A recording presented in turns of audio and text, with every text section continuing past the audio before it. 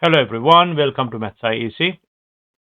Here's an exam style question on mechanics. It's an interesting question, and I've seen people make a very common mistake with this one. That is, they think that they can just add the two values and then divide by 2, and just finding the mean of the two would be the average speed. But I can tell you, for this question, the answer is not 35 meters per second.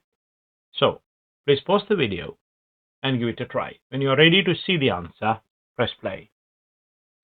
A car travels from A to B at a speed of 40 meters per second and returns immediately at 30 meters per second. So A to B, 40, B to A, 30. Obviously, the times are different. Call it T1 and T2. For the journey from A to B, I'm going to write speed is equal to distance over time. And I can see obviously 40 is equal to d over t1. Now, for the return journey from B to A, I'm going to again write speed now is 30. D is the same distance. Time is t2.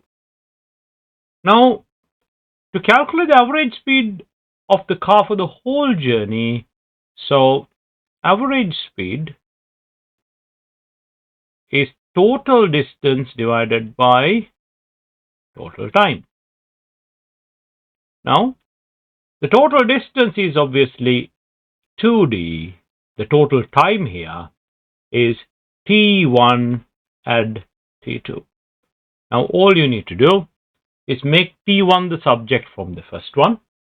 So I can see t1 is d over 40. So let's put this one here. 2d over. Instead of t1, I can put d over 40 plus t2 is d over 30. Now, a little bit of simplification really. 2d over common denominator 120 divided by 40 is 3. That's 3d add 4d. Now, 2d multiplied by 120 divided by 3d add 4d is 7d. This d and this d gets cancelled out. So you get 240 over 7, which gives you 34.285 something.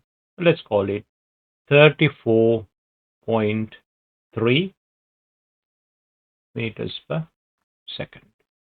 This question can also be done in another way. So let's call this method 2. Now for the second method, we can just assume the distance d to be any value really, right? Because if d is going to get cancelled out, it really doesn't matter. But I would just assume d to be 120 meters. The reason is that is the LCM of these two, so I can easily divide it. So this is just an assumption. You just assume d to be 120. Now, time t1 is 120 divided by 40. That's 3 seconds. Time t2 is 120 divided by 30. 4 seconds. Now, the total time is obviously 3 add 4, 7 seconds. And you need to find the average speed. Total distance is 240 because 120 to go, 120 to come back, divided by 7, and you get exactly the same answer like before, 34.3 meters per second.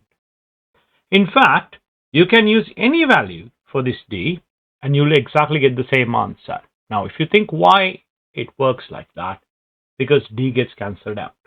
Now, for an example, let's just assume this to be 1200. If that's 1200 divided by 40, that's going to be 30 seconds. That's going to be 40 seconds. Total time is 70 seconds. Total distance now 2400 over 70. You just get exactly the same answer. You can assume d to be 1. You can assume d to be 100. You get some decimals, but you get exactly the same answer every time you do this question.